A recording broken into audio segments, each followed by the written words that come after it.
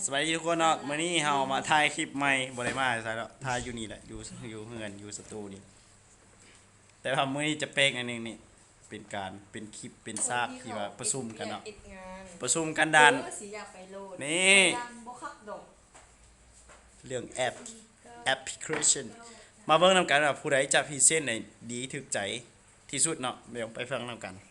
3 2 1 action บ่ค่อยว่านะคันมีแอปบีบข้างบีบแอวบีบหน้าว่าบ่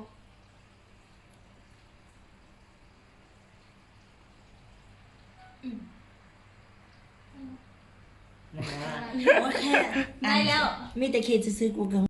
นับ3 2 1 action ค่อยว่าแอปเอ้ยก็ยังไม่ยุ่งแต่มาเทบานเพิ่นเอาก็ค่อยว่า เมื่อกี้ค่อยว่าบ่ดอกค่อยมา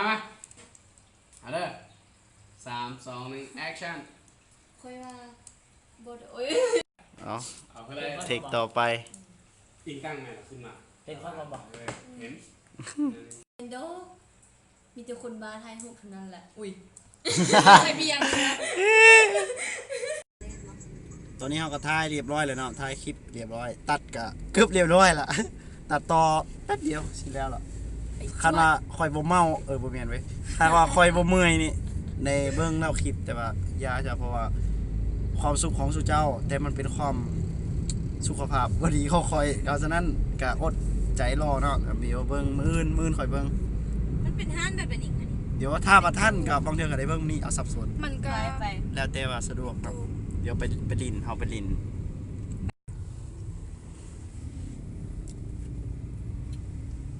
อุ้ยเลยนั่นนะอย่านะอย่านะอย่านะแน่นๆเลยไปว่าอะไรสดว่าแต่ว่าคนเบิ่งว่า4คน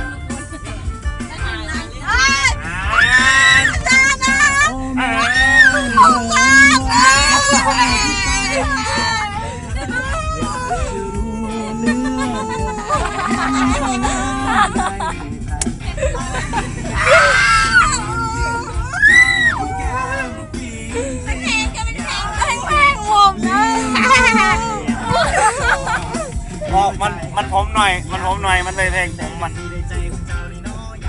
โอ้เดี๋ยวติดลิขสิทธิ์พอละเดี๋ยวติดลิขสิทธิ์เพลง